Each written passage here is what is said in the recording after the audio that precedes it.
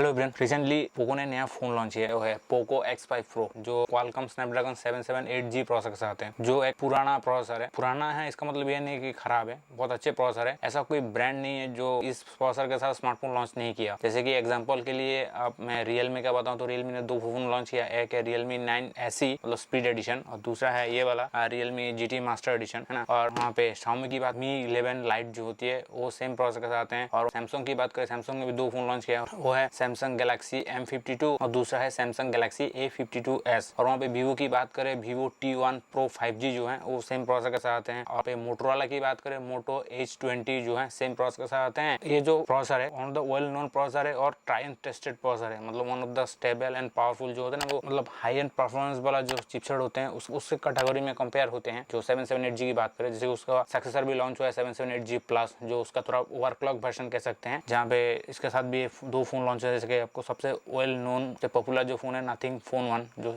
Same processor के साथ हैं, और दूसरा जो है ये मोटो H30। जब बात आती है क्वालकॉम स्नैपड्रैगन 778G की, आज भी जो जितना भी फोन लॉन्च हुआ है ना, जनरली इस प्राइस में अभी तो जो रिसेंटली रियलमी का जो फोन लॉन्च है, बाकी जितने भी ब्रांड का जो फोन लॉन्च होते हैं वहाँ पे 1080 920G ये सब प्रोसेसर के साथ लॉन्च होता है। नहीं तो स्नैपड्रैगन की बात करें तो क्वालकॉम 695 जो है उसके साथ भी लॉन्च होता है। तो उसके मुकाबले 778G एक बेहतर ऑप्शन है। मैं क्यों इस प्रोसेसर के बारे में ज्यादा बात कर रहा हूँ, क्योंकि मैं इस प्रोसेसर के साथ फैमिलियर हूँ। जैसे कि इसका जो नॉर्मल वर्जन है जिसके साथ आते हैं क्वालकॉम स्नैपड्रैगन 778G का जो नॉर्मल वन है, जो रियलमी GT मास्टर एडिशन, इसका मैं यूज कर चुका हूँ। और जो क्वालकॉम स्नैपड्रैगन 778G का जो प्लस वर्जन है वो भी इसके साथ आते हैं, जो मोटो H30 है उसका मैं यूज कर चुका हूँ। और दोनों में डिफरेंस तो है लेकिन उतना ड्रास्टिक डिफरेंस नहीं। तो मैं ये कहने की कोशिश कर रहा हूँ कि ये जो प्रोसेसर है ये मिड रेंज के फोन में ना वो सबसे पावरफुल स्टेबल प्रोसेसरों में से आते हैं। हालांकि 1-1.5 साल पुराना प्रोसेसर है। वो क्लॉक स्पीड और आर्किटेक्चर की बात करें, मतलब जो CPU की जो आर्किटेक्चर की बात करें, पहला को 2.4 गीगाहर्ट्ज में क्लॉक्ड है, और जिसकी आर्किटेक्चर की बात करें कॉर्टेक्स A78 की आर्किटेक्चर में बना हुआ है। और बाकी 3 कोर जो है वो 2.2 गीगाहर्ट्ज में क्लॉक्ड है, जो कॉर्टेक्स A78 आर्किटेक्चर में ही बना हुआ है। और बाकी जो 4 कोर हैं जो एफिशिएंसी कोर कहते हैं वो 1.8 गीगाहर्ट्ज में क्लॉक्ड है, जो A55 की आर्किटेक्चर में बना हुआ है। क्वालकॉम स्नैपड्रैगन 888 प्लस 8 Gen 1 जो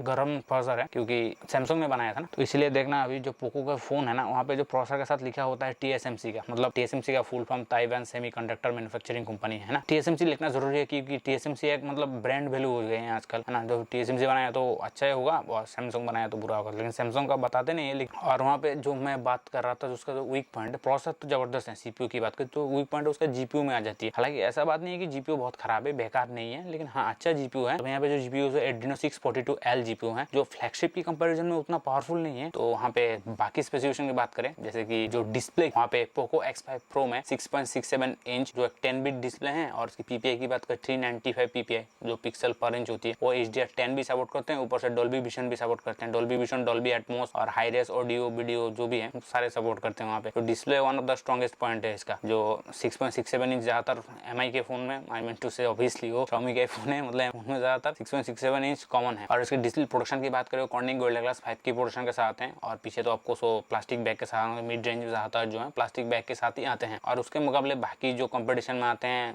जैसे सेम प्राइस में आपको मोटो का भी मिल जाएगा। जैसे कि ये जो है मोटो H30 जो 6GB 128GB का वेरिएंट है, जो उसका बेस वेरिएंट है। जो मैं पोको X5 Pro का जो बेस वेरिएंट है 6GB 128GB से स्टार्ट होते हैं, जिसका कीमत की बात करें 22,999 मतलब 23,000 विदाउट ऑफर की बात कर रहा हूँ। लेकिन जो इंट्रोडक्टरी प्राइस है, मतलब जो लॉन्च प्राइस है वो 20,999 मतलब 21,000 का मिल जाएगा। तो मैं वो कैलकुलेट नहीं कर रहा हूँ, मैं जो ओरिजिनल प्राइस है उसके बात कर रहा हूँ। जो 6 128GB का जो वर्जन है उसका कीमत है 22,999। और दूसरे वर्जन आता है जहाँ पे 8GB रैम 256GB इंटरनल के साथ आते हैं, और उसका जो कीमत है 24,999 मतलब 25,000। सेम जो 6GB 128GB के साथ जो वेरिएंट आते हैं, सेम वेरिएंट मोटो H30 में भी मिल जाएगा, लेकिन उसके साथ आपको थोड़ा पावरफुल प्रोसेसर मिल जाते हैं। जैसे कि उसका ओवरक्लॉक वर्जन होती है, जैसे कि वहाँ पे मेन क्लॉक स्पीड 2.4 गीगाहर्ट्ज है, यहाँ पे 2.5 गीगाहर्ट्ज है। वहाँ पे जो बाकी 3 जो पावरफुल कोर है वो 2.2 गीगाहर्ट्ज में क्लॉक्ड है, ये पे 2.4 गीगाहर्ट्ज में क्लॉक्ड है। और बाकी एफिशिएंसी कोर की बात करें तो दोनों 1.9 गीगाहर्ट्ज में क्लॉक्ड है। और GPU तो ऑलमोस्ट सेम ही है, क्योंकि वो CPU में ओवरक्लॉक होते हैं। इसमें डिस्प्ले की बात करें थोड़ा छोटा डिस्प्ले आता है, 6.55 इंच का डिस्प्ले आते हैं, लेकिन जो बाकी जो स्पेसिफिकेशन होती है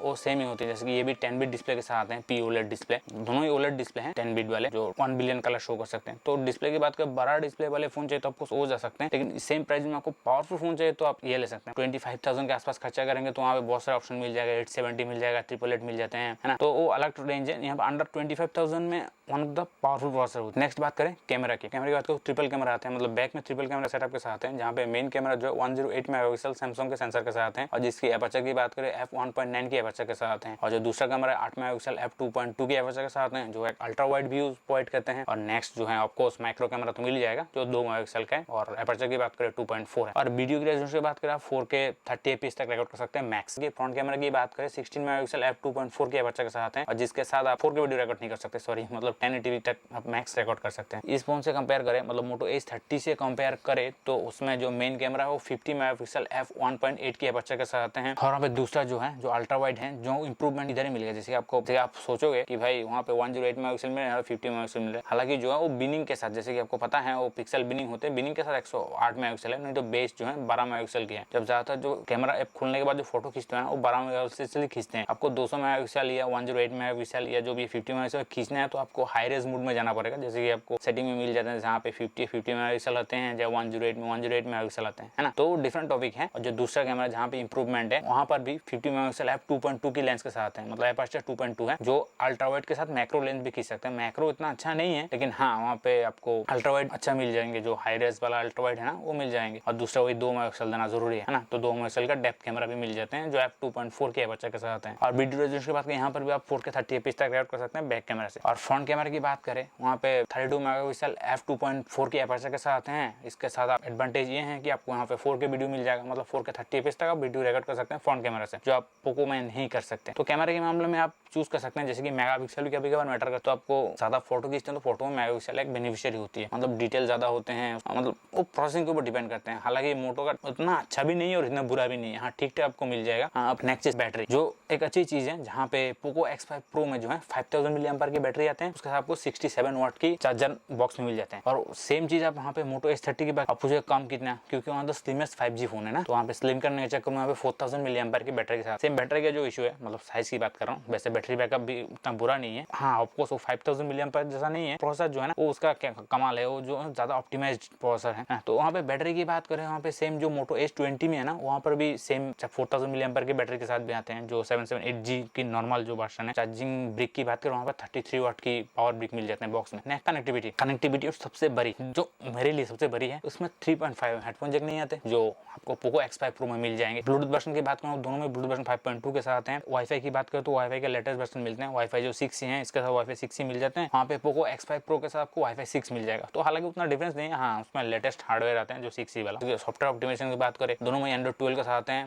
13 का अपडेट पता नहीं कब मिलेगा, क्योंकि मोटो अपडेट के मामले में थोड़ा पीछे हैं। हालांकि स्टॉक एंड्रॉइड है, फिर भी अपडेट उतना टाइम में नहीं मिलते हैं, जैसे सैमसंग के साथ मिल जाते हैं। जैसे मेरा सैमसंग का बहुत पुराना जो फोन है, सैमसंग गैलेक्सी नोट 10 लाइट, जो 2020 में लॉन्च हुआ था, शायद 3 साल हो गए, उसमें भी मतलब एंड्रॉइड 13 का अपडेट आ चुका है मेरे पास। वो बुरी चीज़ है कि सैमसंग बहुत पुराने फोन में भी अपडेट दे रहे हैं, लेकिन बहुत सारे नए फोन में अभी एंड्रॉइड 12 के साथ है, जैसे कि इसमें तो 13 मिलना चाहिए। जैसे रिसेंटली रियलमी का जो फोन निकले हैं ना, रियलमी 10 प्रो बोल के कुछ फोन है, उसमें भी आपको एंड्रॉइड 12 के साथ ही मिल रहे हैं। मतलब नया फोन कम से कम 13 के साथ तो होना चाहिए था। प्रोसेसर के वजह से 778G वन ऑफ द मतलब पावर एफिशिएंट के साथ पावरफुल भी है, मतलब पावर एफिशिएंट पावरफुल दोनों एक साथ तो मिलना मुश्किल है, लेकिन हाँ यहाँ पे दोनों साथ मिल जाते हैं। लेकिन उसमें ऐसा नहीं है कि आपको जो फ्लैगशिप वाला जो 8 सीरीज का जो प्रोसेसर है उसके जैसा परफॉर्मेंस तो नहीं मिलने वाले, हाँ लेकिन बाकी जितने इस प्राइस में जितने भी प्रोसेसर है उससे बेहतर परफॉर्मेंस जरूर मिलने वाले। जैसे कि मेरे पास मैं एक्सपीरियंस कर चुका हूँ, जो ये जो रियलमी GT मास्टर एडिशन है उसके साथ सेम प्रोसेसर के साथ आते हैं, जो क्वालकॉम स्नैपड्रैगन 778 और वो कस्टम स्किन के साथ होते हैं। जैसे इसमें रियल MIUI होते हैं, उसमें MIUI मिलेगा जो पोको में है, पोको लॉन्चर के साथ। तो कस्टम MIUI के साथ कैसे परफॉर्मेंस करते हैं मेरे को मतलब